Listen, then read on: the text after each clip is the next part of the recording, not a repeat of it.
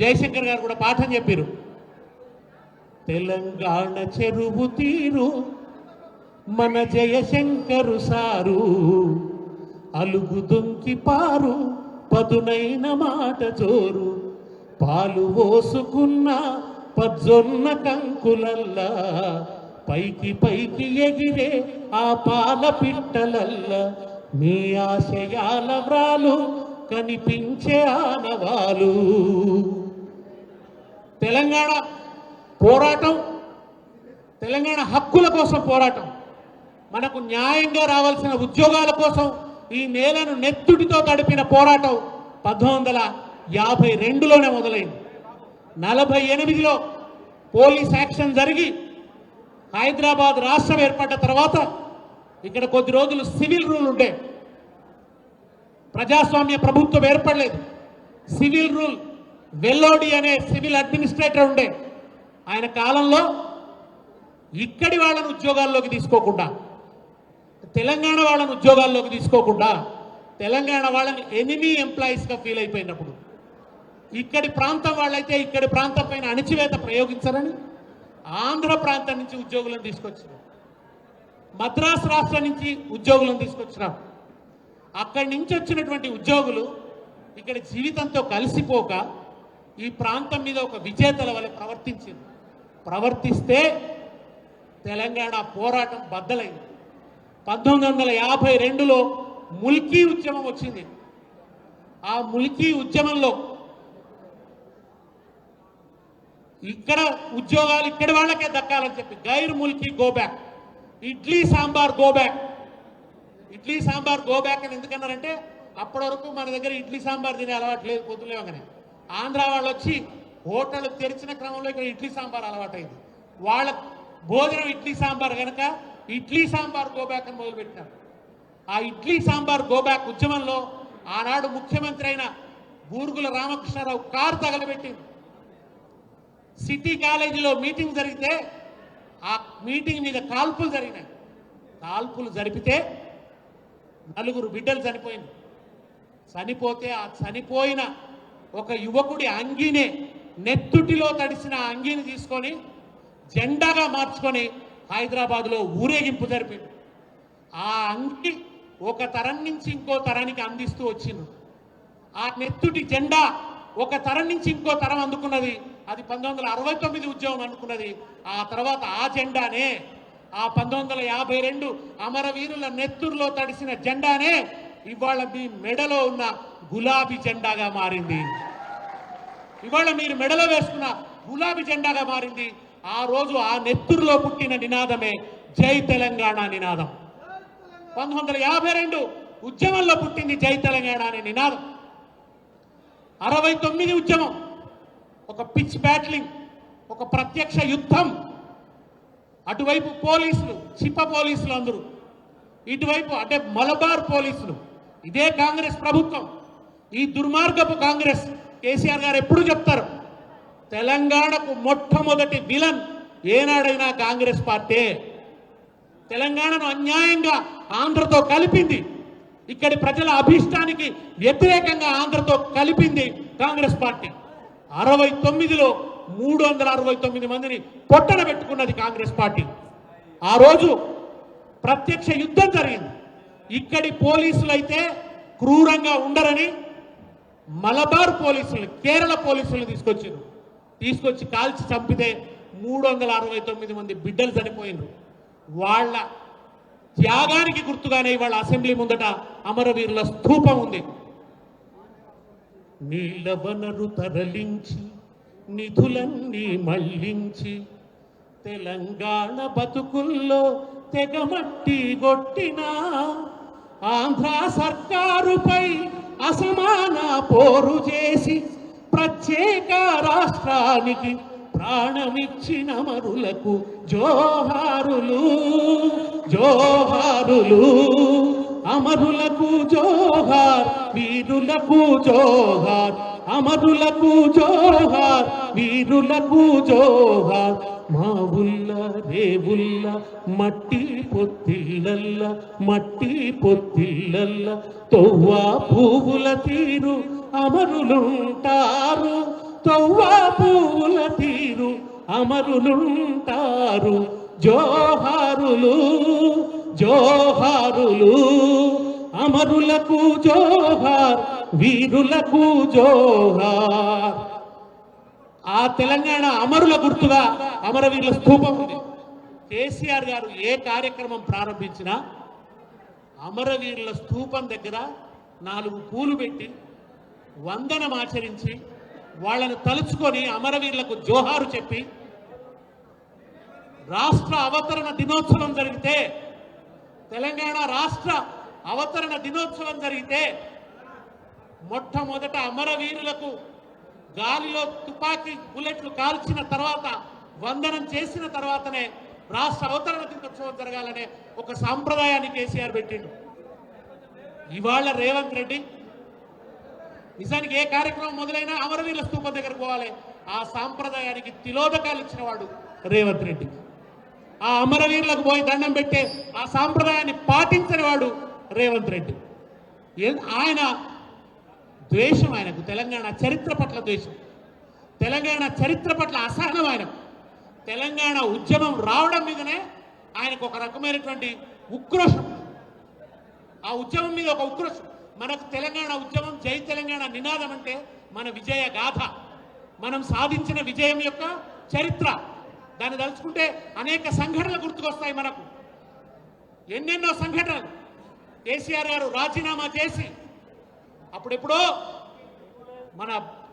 తన deputy speaker పదవికి రాజీనామా చేసి అమరవీరుల స్థూపం దగ్గరికి వచ్చి దండ వేసి ఆయన పదవులకు రాజీనామాలు చేస్తూ తెలంగాణకు ఒక అప్రతిష్టను తీసుకొచ్చింది కాంగ్రెస్ నాయకులు.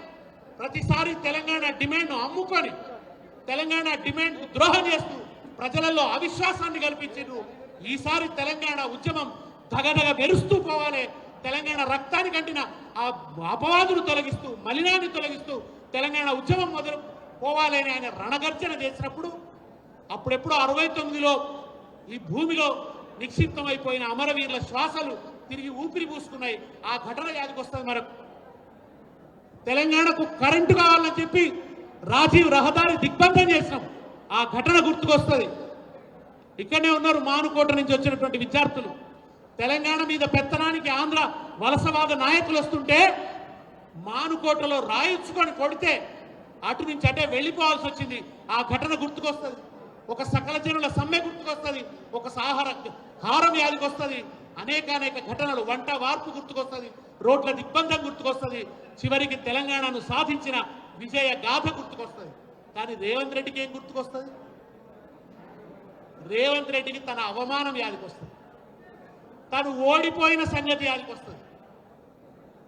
చివరి నిమిషం దాకా తెలంగాణ రాకుండా ఆపేందుకు తను చేసిన కుట్రలన్నీ వీగిపోయిన సంగతి గుర్తుకొస్తుంది ఆయనకు. అందుకని ఆయనకు జై తెలంగాణ అనడం ఇష్టం ఉండదు. చంద్రబాబు నాయుడు తెలంగాణ పొలిమేర దాటి ఆంధ్ర కరకట్టకు పోయిన సంగతి యాదికొస్తుంది. చంద్రబాబు నాయుడు విజయవాడకు పోయిండు, రేవంత్ రెడ్డి చెంచల్గూడకు పోయిండు, అది గుర్తొస్తుంది ఆయన. అందుకని చెప్పి ఆయన జై తెలంగాణ అనడు. మొదటి నుంచి తెలంగాణను ఆపాలని కుట్రలు జరిపింది. ఆ కుట్రల్లో ప్రతి దశలో ఉన్నవాడు రేవంత్ రెడ్డి. తెలంగాణ ఉద్యమాన్ని వీగిపోయేటట్టు చేయడానికి, బలహీనపరచడానికి, బిడ్డలు చనిపోయినంటే ఇటువంటి నాయకులు చేసిన ద్రోహాల వల్లనే. వీళ్లకు కనువిప్పు కలగాలనే బిడ్డలు చనిపోయింది. ఈ మానవుడు చెయ్యని ద్రోహం లేదు, పాలు పంచుకొని మోసం లేదు, పాలు పంచుకొని కుట్ర లేదు. ఇవాళ కూడా ఆయన మన మీద బదలా తీర్చుకుంటున్నాడు, కసి తీర్చుకుంటున్నాడు. అదేదో సినిమాలో రజనీకాంత్ డైలాగ్ ఉంటుంది, దేవుడు శాసిస్తాడు, అరుణాచలం పాటిస్తాడని. విజయవాడలో ఉన్న బాబు శాసిస్తాడు, ఇక్కడున్న బానిస పాటిస్తాడు.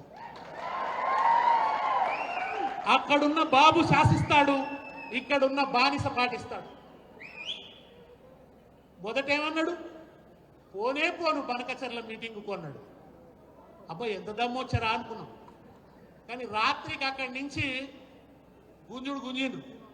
ఏం బిడ్డ ఏమో ఎక్కువ నగరాలు చేస్తున్నాడు అని. అయ్యో గట్టెట్లా అని పొద్దున్న విమానం ఎక్కాడు. విమానం ఎక్కి అక్కడ పోయిన తర్వాత కూర్చున్నాడు. ఏం చేయాలి మీ బాంచన ఎట్లంటే గట్లా అని. సంతకం పెట్టు అన్నారు. బనకచర్ల మీద కమిటీకి సంతకం పెట్టి వచ్చింది. చంద్రబాబు నాయుడు ఏం కోరుకుంటున్నాడో దాన్ని చేసి వచ్చిండు రేవంత్ రెడ్డి. ఇవాళ మనం ఒక సామంత రాజ్యంగా మారిపోయినాం. తెలంగాణ ఇవాళ ఒక సామంత రాజ్యంగా మారిపోయింది. తెలంగాణని ఇవాళ పరిపాలిస్తుంది రేవంత్ రెడ్డి అని నేను అనుకుంటలేను.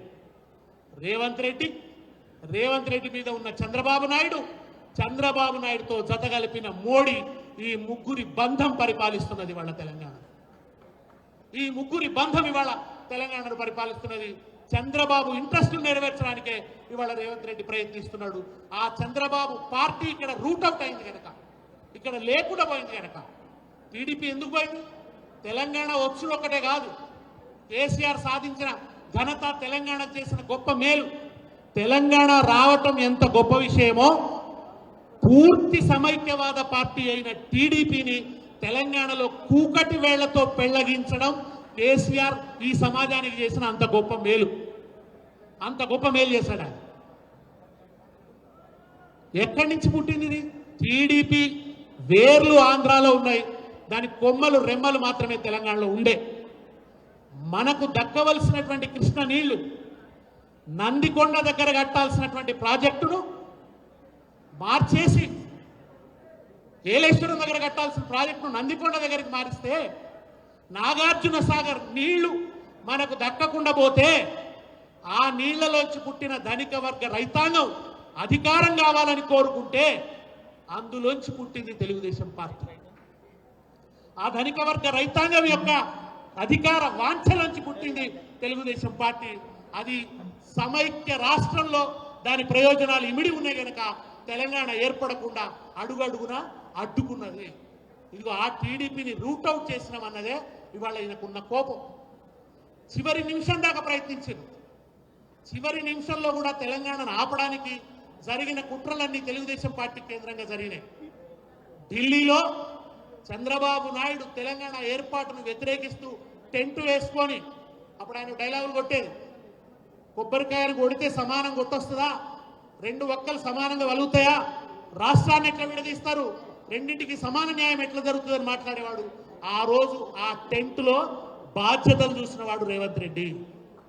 ఢిల్లీ కుట్రలో ఆ రోజు ఆ టెంట్లో ఉన్నవాడు రేవంత్ రెడ్డి. కనుకనే ఆయనకు మనసు పట్టకుండా ఏమన్నా చేసి తెలంగాణను తిరిగి తమ కంట్రోల్లోకి తెచ్చుకోవాలి. అందుకోసం ఏం చేసిండ్రు? వీలు కాలేదు. తెలంగాణ వచ్చింది 2014 ఎన్నికలలో ఆయన ఎంత ప్రయత్నం చేసినా మొట్టమొదట బీజేపీ ప్రభుత్వం ఢిల్లీలో మోడీని మొట్టమొదట లొంగ తీసుకున్నది చంద్రబాబు నాయుడు. మొట్టమొదట మోడీని ఎన్సర్కిల్ చేసింది చంద్రబాబు, ఆయన సామాజిక వర్గం. మోడీని వాళ్ళ కంట్రోల్లో తీసుకున్నారు. బీజేపీ పొత్తుతో 2014లో ఎన్నికల బరిలో దిగినారు. ఆ రోజు ఒంటరిగా పోరాటం చేసింది టీఆర్ఎస్. కానీ ప్రజలు ఉద్యమం చేసిన పార్టీగా గౌరవించి టీఆర్ఎస్కే అధికారాన్ని కట్టబెట్టింది. దాన్ని తట్టుకోలేకపోయింది చంద్రబాబు నాయుడు. అందుకే ఆయన చేసిన పని ఏంటి? ఇంకా బాలారిష్టాలైన దాటకముందే తెలంగాణ తొలి ప్రభుత్వాన్ని కూలగొట్టడానికి ఆయన పన్నాగం పన్నితే కర్త చంద్రబాబు నాయుడు అయితే కర్మ క్రియ అయిన వాడు రేవంత్ రెడ్డి. ఆ రోజు డబ్బు సంచులు పట్టుకొని వచ్చి ఎమ్మెల్యేలను కొనబోతూ రెడ్ హ్యాండెడ్గా దొరికిపోయింది. ఆ దొరికిపోయిన దాని వల్లనే బ్యాగులు మోయటం అలవాటు ఆయన. ఆ రోజు చంద్రబాబు బ్యాగులు మోసిండు, ఇవాళ తెలంగాణ బ్యాగులు తీసుకుపోయి ఢిల్లీకి మోస్తున్నాడు. మొదటి నుంచి మూటలు మోయటమే ఆయనకు అలవాటు. అందుకే మొన్న ఆయనకు బడ్జెట్కి సంబంధించిన బ్యాగ్ ఇవ్వగానే ఆ బ్యాగును అటు ఇటు చూసుకుంటున్నాడు ఆయన. చూస్తుంటే మనోళ్ళు సోషల్ మీడియాలో అద్భుతమైన పాట పెట్టింది, గుర్తుకొస్తున్నాయి గుర్తుకొస్తున్నాయి,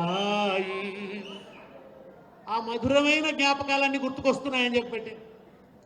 ఆ మూటలు మోస్తూ రెడ్ హ్యాండెడ్గా దొరికిపోయిండు. ప్రభుత్వాన్ని పడగొట్టలేకపోయిండ్రు. చివరికి చంద్రబాబు తెలంగాణను విడిచిపెట్టిపోవాల్సి వచ్చింది. ఆ కసి ఉంది రేవంత్ రెడ్డికి. అందుకే ఆయన పోనీ అప్పుడు వీలు కాలేదు. 2018 ఎన్నికల్లో చంద్రబాబు నాయుడు ఫండింగ్ చేసి, చంద్రబాబు నాయుడు డబ్బులు ఇచ్చి రేవంత్ రెడ్డిని కాంగ్రెస్లోకి పంపి కాంగ్రెస్ కు వర్కింగ్ ప్రెసిడెంట్ చేసిండు. ఈ కథ ఎక్కడెక్కడి నుంచి ఉందో మొదటి నుంచి చూసుకుంటూ వస్తుంది తప్ప అర్థం కాదు. ఇవాళ రేవంత్ రెడ్డి చేస్తున్న దాడి, రేవంత్ రెడ్డి ఎజెండా ఏంది అర్థం కావాలంటే చరిత్రలకు పోతే తప్ప అర్థం కాదు. ఆ రోజు 2018 ఎన్నికలలో గెలవలేకపోయిండ్రు. వర్కింగ్ ప్రెసిడెంట్ గా రేవంత్ రెడ్డి చేసుకున్నాడు. చేసుకొని బీజేపీ కాంగ్రెస్ పొత్తుతో దిగిండు. తెలంగాణను తన కంట్రోల్లోకి తీసుకోవడానికి కాంగ్రెస్ పొత్తుతో వచ్చిండు చంద్రబాబు నాయుడు. కానీ కేసీఆర్ గారు విజిలెంట్ గా ఉండి ఆ రోజు తెలంగాణ ప్రజలందరినీ కూడా అలర్ట్ చేసి జాగృతం చేసి తిరిగి తెలంగాణ వలస పెత్తనంలోకి పోతుందని, తిరిగి వలస దోపిడీలోకి పోతుందని హెచ్చరించడం వల్ల ఇదిగో నేను కాళేశ్వరం కడుతున్నాను, పాలమూరు ఎత్తిపోతల నిర్మాణం అవుతున్నది, మనం తెలంగాణను సస్యశ్యామలం చేసుకుంటున్నాం, చెరువులు బాగు చేసుకుంటున్నాం, ఇప్పుడిప్పుడే వ్యవసాయం తెరపిన పడుతున్నది, కరెంటు మంచిగా చేసుకున్నాం, ఇప్పుడిప్పుడే నేను విత్తనాలు చల్లుతున్నా, ఈ విత్తనాలు ఫలించి పుష్పించే దశలో ఆగం కావద్దు, నా కంఠంలో ప్రాణం ఉన్నంత వరకు కేసీఆర్ చెప్పిన మాట, నా కంఠంలో ప్రాణం ఉన్నంత వరకు తెలంగాణను బానిస కానివ్వను అన్నాడు ఆయన. తెలంగాణను బానిస కానివ్వను అని ప్రకటించాడు. ఫలితంగా 2018లో కూడా అద్భుతమైన మెజార్టీతో తెలంగాణ ప్రజలు గెలిపించింది. దాంతో ఇక వశం కాకుండా అయిపోయి ఏంది మార్గం అని చెప్పి చంద్రబాబు నాయుడు ఇచ్చిన మూటలు అందుకొని కాంగ్రెస్ పార్టీలో జొచ్చిన రేవంత్ రెడ్డి కాంగ్రెస్లో ఉన్న పాత నాయకులందరినీ తొక్కుకుంటూ మూటలు విసురుకుంటూ పాత నాయకుల్ని తొక్కుకుంటూ చంద్రబాబు నాయుడు మీడియా, ఆయనకు అండగా ఉన్నటువంటి పచ్చ మీడియా ఒక విష ప్రచారం చేస్తే ఆ విష ప్రచారం కేసీఆర్కు వ్యతిరేకంగా జరిగిన భయంకరమైన విష ప్రచారం, ఆ విష ప్రచారాన్ని అండగా చేసుకొని అడ్డగోలు హామీలు ఇచ్చి ఇవాళ గద్దెనెక్కిండు రేవంత్ రెడ్డి. గద్దెనెక్కి ఇవాళ చంద్రబాబు నాయుడు ఎజెండాను అమలు చేస్తున్నాడు. ఇవాళ చంద్రబాబు నాయుడు అక్కడి నుంచి మీట నొక్కితే అక్కడి రిమోట్ కంట్రోలింగ్తో ఇవాళ ఇక్కడ పరిపాలన నడుస్తున్నటువంటి పరిస్థితిని ఇవాళ మనం చూస్తున్నాం. దాంట్లో భాగమే బనకచెర్ల పేరుతో మనకు జరుగుతున్నటువంటి ద్రోహం. ఇదొకటే కాదు, రాగానే ఆయన తెలంగాణ అస్తిత్వం మీద దాడి మొదలుపెట్టింది. తెలంగాణ అస్తిత్వం మీద దాడి చేయడం మొదలుపెట్టింది. నిజానికి 2013లో ట్రాన్స్జెండర్ చట్టం అనేది వచ్చింది. ట్రాన్స్జెండర్ చట్టం, ట్రాన్స్జెండర్లను ఏమన్నారంటే టీజీ అన్నారు. టీజీ అనే అబ్రివేషన్ ట్రాన్స్జెండర్లకు ఇచ్చినారు. 2014లో తెలంగాణ స్టేట్ ఏర్పడ్డప్పుడు కేసీఆర్ గారు చర్చ చేసి ఈ టీజీ అనే అబ్రివేషన్ ట్రాన్స్జెండర్లకు ఉన్నది, ఇది కాకుండా తెలంగాణ అనే పేరు ఎప్పటి నుంచో ఉన్నది కానీ తెలంగాణ స్టేట్ అనే ఒక ప్రైడ్ ఏర్పడాలి, తెలంగాణ ఒక రాష్ట్రం అనే భావన ఏర్పడాలని ఆయన టీఎస్ తెలంగాణ స్టేట్ అని నిర్ణయించాడు. దాన్ని మొట్టమొదటి తీసేస్తున్నాడు. అది తీసేయాల్సిన అవసరం ఉందా? తెలంగాణ రాష్ట్రం టీఎస్ టీజీ అన్నదానికి పెద్ద వచ్చిన తేడా ఏముంది? ఇవాళ డబ్బులు లేవంటాడు, అప్పులు అంటాడు, కానీ ఇవాళ టీజీ అని మార్చడానికి ప్రతి డిపార్ట్మెంట్లో కోట్లు ఖర్చు అవుతున్నాయి. అనవసరమైనటువంటి ఖర్చు కోట్లు అవుతున్నాయి. అక్కడితో ఆగలేదు. తెలంగాణలో రేవంత్ రెడ్డి ఎప్పుడు చెప్తుంటారు కేటీఆర్ గారు, ఒక స్ప్లిట్ పర్సనాలిటీ. ఆయనలో ఒక రాము ఉంటాడు, ఒక రెమో ఉంటాడు. ఆయన పరమ ఫ్యూడల్. ఆయనకు భయంకరమైన అహంకారం, నిలువెల్ల అహంకారం, నోరు తెరిస్తే వెటకారం, భాష పూర్తిగా వికారం, తెలంగాణకు తీరని అపకారం. అతను అటువంటి వాడు హఠాత్తుగా కమ్యూనిస్ట్గా మారిపోతాడు. మనకు అర్థం కాదనమాట. అరే నేను ఒక్కసారి కమ్యూనిస్ట్ అయిపోయాడు. కమ్యూనిస్ట్ అయిపోయి ఏమంటాడంటే లోగోలో రాచరిక చిహ్నాలు ఏమిటి, కాకతీయ తోరణం ఒక రాచరిక చిహ్నం అని అంటాడు. ఓ దగ్గరికి పోయేమో మనం ఫలానా కులం, మనం రాజులం, మనం మొదటి నుంచి రాజులం అని చెప్పుకుంటాడు. మళ్ళీ ఇక్కడికి వచ్చేవాడు ఇది రాచరిక చిహ్నం అంటాడు. కానీ నిజానికి కాకతీయ తోరణం అనేది తెలంగాణ అస్తిత్వ చిహ్నం. తెలంగాణ చారిత్రక అస్తిత్వానికి చిహ్నంగా కాకతీయ తోరణం ఉన్నది.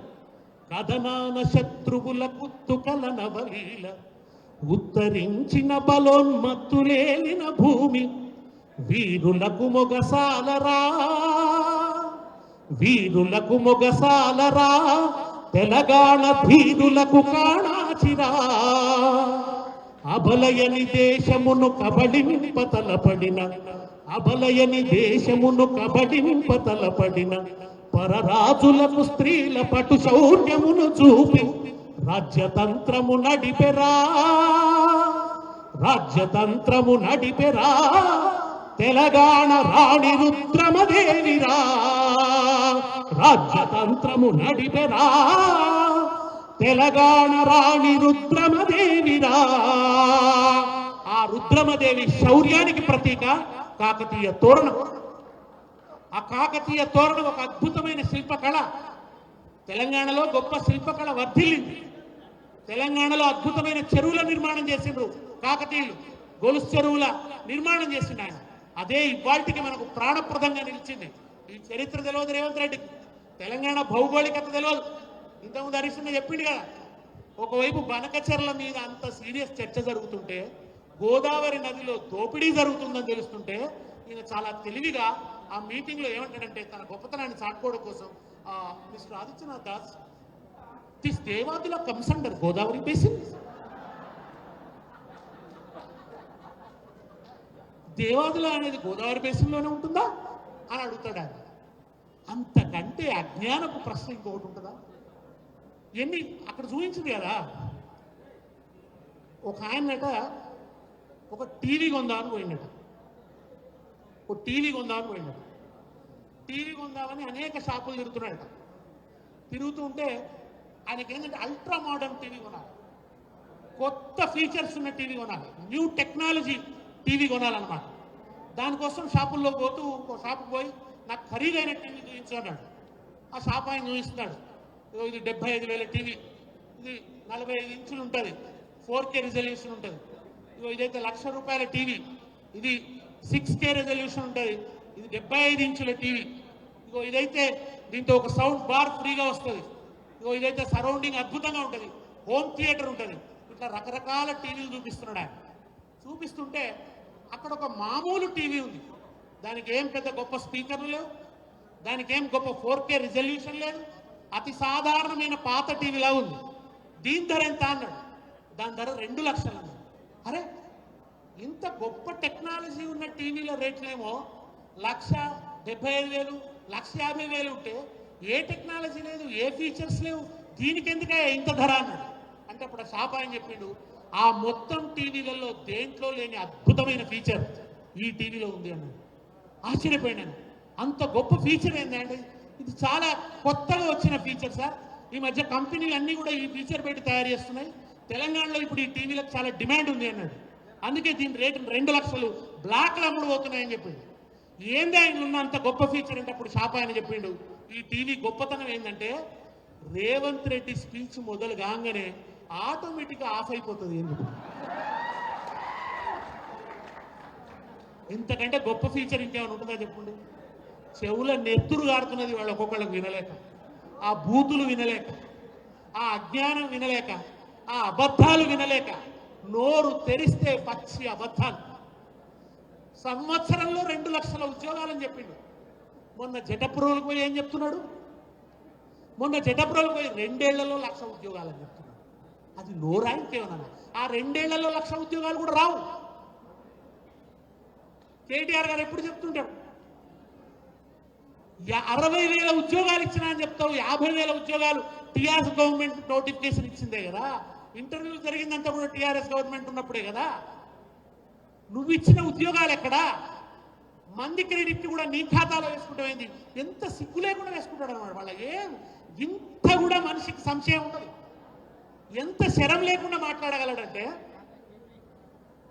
ఆ ఓటుకు నోటు కేసులో దొరికిన తర్వాత రాజ్దీప్ సర్దేశాయ్ అనేవాడు టీవీలో అడిగిండు, ఇంత అసహ్యంగా దొరికినావు కదనా, దాని గురించి నువ్వేమంటావు అని అన్నాడు.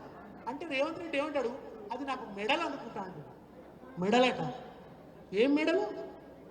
జైలు వేసినప్పుడు ఇచ్చుంటారు కదా ఓ మెడల్. ఆ మెడలా? జైలు వేసినప్పుడు మెడకు మెడల్ వేసుంటారు కదా, అదా మెడలు? లేకుంటే తెలంగాణకు నువ్వు ద్రోహం చేస్తున్నావు అని మెచ్చి చంద్రబాబు నాయుడు ఇచ్చిన మెడలా? ఏం మెడల్? నాకు అది మెడల్ అనుకుంటా అంటాడు. ఇంత దుర్మార్గంగా ఇంకెవరన్నా మాట్లాడగలరా? ఒక లత్కోర్ పని చేసి కూడా బురదలో పొరలాడుతూ కూడా నేను మానస సరోవరంలో ఈదులాడుతున్న రాజహంసను అంటాడు. పొర్లుతున్నదేమో బురదలో. పనకచర్ల మీటింగ్ పోను అని పోయి అబద్ధం ఆడిండా? అబద్ధాలు. సినిమా వాళ్ళు సినిమా విడుదల కాగానే రేట్లు పెంచడం దుర్మార్గం అన్నాడు, దుర్మార్గం అన్నాడు. అసెంబ్లీలో వీరంగం, ఇట్లా మన వీరంగం ఆడిండు. ఇవాళ హరిహర వీరమల్లు విడుదల కాగానే పవన్ కళ్యాణ్ సినిమా విడుదలైతే రేట్లు అడ్డగోలుగా పెంచుకోమన్నాడు.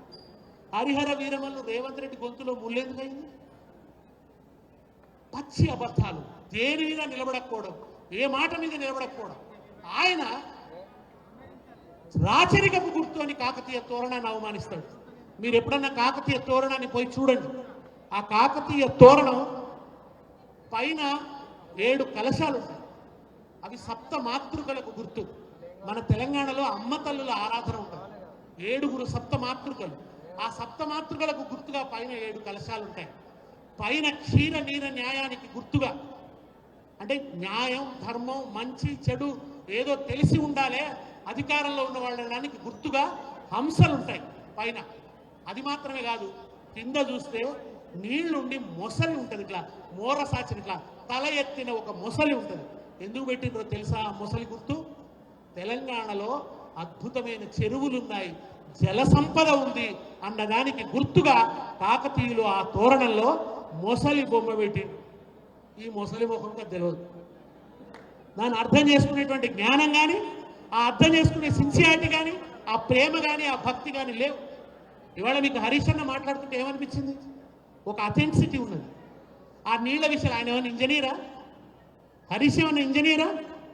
క్యూసెక్కులు, టీఎంసీలు, ఆ ప్రాజెక్టు ఎక్కడ ఉన్నది, ఏ మూలన ఉన్నది, దాని కెనాల్స్ ఎట్లా ఉన్నాయి, దాని రెగ్యులేటర్స్ ఎట్లా ఉన్నాయి, వాటి కెపాసిటీ ఏమిటి, గడగడ గడగడ గడగడ చెప్పుకుంటూ పోయింది కదా. ఎక్కడి నుంచి వచ్చింది ఆయనకు ఆ కమాండ్? కేవలం చదువు వల్లనే రాదు. కేవలం చదువు. రేవంత్ రెడ్డి గ్రాడ్యుయేషనే చదివిండు, హరీష్ రావు కూడా గ్రాడ్యుయేషనే చదివిండు. కానీ రేవంత్ రెడ్డికి గోదావరి బేసిన్ ఏదో తెలియదు, కృష్ణా బేసిన్ ఏదో తెలియదు. కానీ హరీష్ రావు అంత అథెంటిక్గా చెప్తున్నాడు. కారణం ఏంటంటే పాలకుడికి ప్రజల పట్ల ఉండే ప్రేమ, కన్సర్న్, అభిమానం, తెలంగాణ మీద ఉండే ప్రేమ. కేసీఆర్ గారు మాట్లాడుతుంటే, నీళ్ల గురించి మాట్లాడుతుంటే ఆయన కాంటూర్ లెవెల్స్ నోటికి చెప్తుండే. ఆ ఇరిగేషన్ ఇంజనీర్లతో రివ్యూ కూర్చుంటే కాంటూర్ లెవెల్స్ సార్ నోటికి చెప్తుంటే ఇంజనీర్లు నోళ్లు వెళ్ళబెట్టింది. ఆ కాంటూర్ లెవెల్స్ బుక్స్ జేబులో పెట్టుకొని వచ్చి తెల్లారి సార్ ఎప్పుడైనా అడిగితే టక్కన చెప్పేటట్టు ఉండాలి. ఎందుకంటే ఆయన నోటికి చెప్తాడు, మేము చెప్పకుంటే బాగుండదు అని చెప్పి జేబులో పెట్టుకొని వచ్చింది. ఏ వాగు ఎక్కడ వారుతుంది, ఏ గుట్ట ఎక్కడ ఉన్నది, ఏ నదిలోకి ఏ వాగు పోయి ఏ ట్రిబ్యూటరీ పోతుంది, ఎక్కడ నీళ్ళు ఎక్కువ ఉంటాయి, తెలంగాణ భౌగోళిక స్థితి ఎట్లా ఉన్నది, వీటన్నిటినీ చాలా తీవ్రంగా శ్రద్ధతో అధ్యయనం చేసిండు కేసీఆర్. ఎందుకంత అధ్యయనం చేయాలి? ఆ అధ్యయనం వెనుక ప్రజల పట్ల ఉన్న ప్రేమ, తెలంగాణ మీద ఉన్నటువంటి ఎనలేని అనురాగం, ఈ ప్రాంతాన్ని గొప్పగా అభివృద్ధి చేయాలనే నిబద్ధత, నిజాయితీ ఉంది గనకనే అంత అవగాహన సాధ్యమైంది. అవి ఏవీ లేకుండా మీరు చూసింది కదా రేవంత్ రెడ్డిని. ఆయన ఎన్నికల సందర్భంలో ఆయన అడిగింది, మీరు ముఖ్యమంత్రి అయితే ఏం చేస్తారు, ఎట్లా చేస్తారు అన్నాడు. ఏ నాయకుడైనా ఏం చెప్పాలి? ఒక గొప్ప స్వప్నాన్ని ఆవిష్కరించాలి. ఇగో ఇరిగేషన్ రంగంలో ఇది చేస్తా అని చెప్పాలి. ఇగో నేను మన వ్యవసాయ రంగంలో సమస్యలు ఇట్లా ఉన్నాయి, ఇట్లా పరిష్కరిస్తా అని చెప్పాలి. లేదా ఇగో శాంతి భద్రతలకు సంబంధించి ఈ చర్యలు తీసుకుంటా అని చెప్పాలి. ఇవి ఏం చెప్పలే. ఎంత నాన్ సీరియస్గా ఏమంటారంటే, గదేం పని, గుంపు వేస్త్రి పని, అదో పెద్ద పని. సెంట్రింగ్ కూడా వచ్చి సెంట్రింగ్ పని చేస్తాడు, సిమెంట్ కొట్టినోడు సిమెంట్ కొడతాడు, మనం మీద మీద గుంపు వేస్త్రి పని చేస్తాయి అన్నాడు. అంత నాన్ సీరియస్, అంత తేలిక, అంతగా పరిపాలనలో ఆయనకు హృదయం లేదు. ప్రజలకు ఏదో చేద్దామన్న కన్సర్న్, నిబద్ధత లేదు. నోటికొచ్చింది మాట్లాడాలి. ఒక్క కాకతీయ తోరణాన్ని అవమానించిండా? చార్మినార్ను అవమానించింది. చార్మినార్ అంటే హైదరాబాద్ గుర్తు, మన మిలీ జులీ సంస్కృతికి సంకేతం. చార్మినార్ రాచరిక చిహ్నం అంటాడు. చార్మినార్ రాజుల విలాసాల కోసం కట్టలేదు. ఏదో సినిమాలో, ఓ ఆంధ్ర సినిమాలో ఇది ప్రేమ పురాణాల కోసం కట్టినంటారు. ప్రేమ పురాణాల కోసం కట్టలేదు. హైదరాబాద్ గుర్తుగా చార్మినార్ను చెప్తూ నారాయణ రెడ్డి గారు పాట రాస్తే కూడా అటు చూస్తే చార్మినారు, ఇటు చూస్తే జుమా మసీదు, ఆ వంక అసెంబ్లీ హాలు, ఈ వంక జూబిలీ హాలు, తళతళ మెరిసే ఓ, తళతళ మెరిసే హుసేను సాగరు, దాటితే సికింద్రాబాదు. రింఝుం రింఝుం హైదరాబాద్, రిక్షా వాలా జిందాబాద్, మూడు చక్రములు గిరగిర తిరిగితే మోటారు కారు బలాదూర్. ఇక్కడ మిలిజులి కల్చర్ ఎట్లుంది నాయన? ఒక తలపై రూమీ టోపీ, ఒక తలపై గాంధీ టోపీ, క్యా భాయని అంటాడొకడు, ఏమోయని అంటాడొకడు. కులాలు మతాలు వేరైనా, కులాలు మతాలు వేరైనా, మనమంతా భాయి భాయి. రింఝిం రింఝిం హైదరాబాద్, రిక్షా వాలా జిందాబాద్. ఈ హైదరాబాద్ కల్చర్ రిఫ్లెక్ట్ చేస్తూ పాట రాసినాను. హైదరాబాద్ ఏర్పడ్డది కూడా ప్రేమకి గుర్తు, ఒక మతాంతర వివాహానికి గుర్తు మన హైదరాబాద్. భాగమతి పులి కుతుబ్షాల వివాహానికి గుర్తు హైదరాబాద్. గోల్కొండల కొడితే చప్పట్లు, అవి చెప్పును ఎన్నో ముచ్చట్లు. పులి కుతుబ్షా ఫర్మానా, పులి కుతుబ్షా ఫర్మానా, భాగమతికి దిల్ నజరానా. హైదరాబాద్ హైదరాబాద్ ప్యారా ప్యారా హైదరాబాద్, హైదరాబాద్ హైదరాబాద్ షహర్ హమారా హైదరాబాద్. చార్మినారులో పావురము, నీ గుండెల నిండా గావురము. చార్మినారులో పావురము, నీ గుండెల నిండా గావురము. నువ్వు నెత్తుట తడిసిన నందనము, నువ్వు నెత్తుట తడిసిన నందనము, నీకు చెమట పూలతో వందనము. హైదరాబాద్ హైదరాబాద్ ప్యారా ప్యారా హైదరాబాద్. హైదరాబాద్ యొక్క ఖూబ్ ఏంటంటే, దాని తీయదనం, ఈ బతుకులో ఉన్న మాధుర్యం ఏంటంటే, మల్లేష్ మస్తాన్ భాయి భాయి. పొద్దున్న ఇద్దరు మల్లేశం మస్తాన్ ఆటోలో బయలుదేరుతారు. మల్లేష్ మస్తాన్ ఆయనదో ఆటో ఇదిదో ఆటో. మల్లేష్ మస్తాన్ భాయి భాయి, ఏక్ మే దో పియై రాని చాయ్. మల్లేష్ మస్తాన్ భాయి భాई, एक में दो पियई रानी चाय. तेलंगाना का पसीना है, तेलंगाना वालों का पसीना है. हैदराबाद एक हसीना है, हैदराबाद हैदराबाद प्यारा प्यारा हैदराबाद.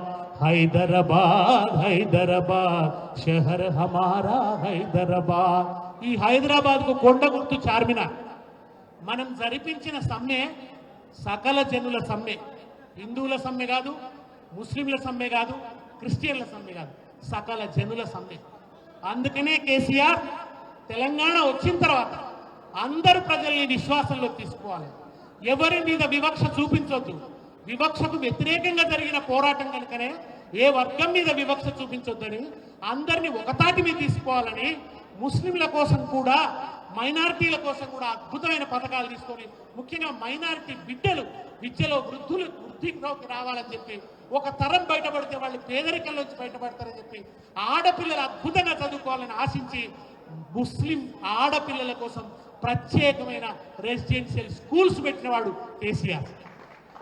అందుకే అది తెలిసినవాడు కనుకనే, ఈ మిలిజులి బంధం తెలిసినవాడు కనుకనే, ఈ గంగా జమున తెహజీబ్ తెలిసినవాడు కనుకనే ఆయన మన లోగోలో కాకతీయ తోరణంతో పాటు చార్మినార్ను కూడా పెట్టిండు.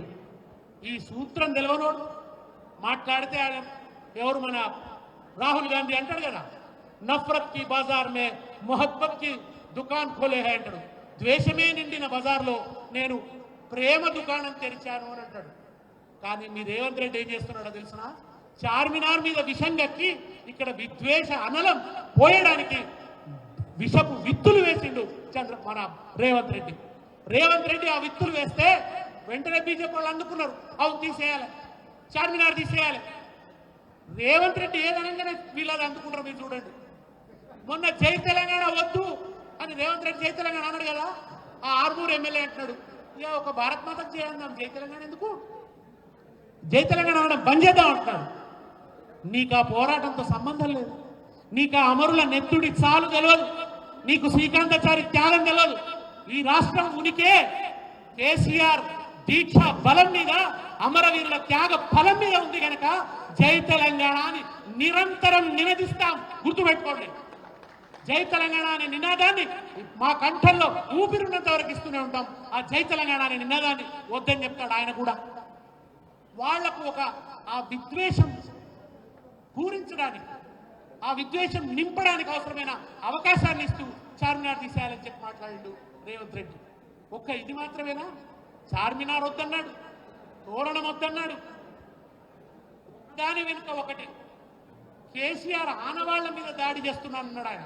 కానీ ఆయన దాడి చేసింది కేసీఆర్ ఆనవాళ్ల మీద కాదు, ఆయన దాడి చేసింది తెలంగాణ ఉద్యమ చరిత్ర మీద, ఉద్యమ ఆనవాళ్ల మీద ఆయన దాడి మొదలుపెట్టింది. దుర్మార్గం. ఇంకా ఇవాళ మనం తెలంగాణ గురించి మాట్లాడుతుంటే, తెలంగాణ హక్కుల గురించి మాట్లాడుతుంటే, బనకచెర్ల గురించి మాట్లాడుతుంటే, మనం కోల్పోతున్న గోదావరి నీళ్ల గురించి మాట్లాడుతుంటే, ఆంధ్ర మీడియా ఏమని రాస్తుందో చూసినా మీరు? మళ్ళా తెలంగాణ సెంటిమెంట్ మొదలు పెట్టిండ్రు అని రాస్తున్నారు. మళ్ళా తెలంగాణ సెంటిమెంట్ మొదలు పెట్టరట. గల్లా వట్టి నిలదీసి అడగాలి, ఓరి గాడిద కొడకల్లారా, తెలంగాణ సెంటిమెంట్ కాదురా. తెలంగాణ అంటే ఒక సెంటిమెంట్ కాదు. తెలంగాణ సెంటిమెంట్ అనే దుర్మార్గపు మాటను సృష్టించింది ఆంధ్ర పచ్చ మీడియా. తెలంగాణ ఒక సెంటిమెంట్ కాదు. సెంటిమెంట్ అంటే ఏంటో తెలిసిన? సెంటిమెంట్ అంటే ఏంటంటారంటే ఒక నిర్హేతుకమైన విశ్వాసాన్ని, ఒక గుడ్డి విశ్వాసాన్ని. పిల్లి ఎదురైంది ముందడి పోవద్దు అనే నమ్మకం ఉందనుకోండి, దాన్ని సెంటిమెంట్ అంటారు. లేదా ఏదో మన తుమ్మిండ్రు ఈ పని మొదలు పెట్టొద్దు, దాన్ని సెంటిమెంట్ అంటారు. ఇది సెంటిమెంట్ కాదు. తెలంగాణ అనేది తెలంగాణ ప్రజల నెత్తురులోంచి ఎగిసిపడ్డటువంటి వాదం ఇది, దృక్పథం ఇది. తెలంగాణ అస్తిత్వ స్పృహ, దీన్ని సెంటిమెంట్ అని వాళ్ళ పత్రికలు వ్యాఖ్యానిస్తున్నాయి. మీ అందరితో కూడా చెప్తున్నా, మీరు పొరపాటున కూడా తెలంగాణ సెంటిమెంటు అనొద్దు. తెలంగాణ ఒక సెంటిమెంట్ కాదు, ఇది ఆంధ్ర మీడియా సృష్టి.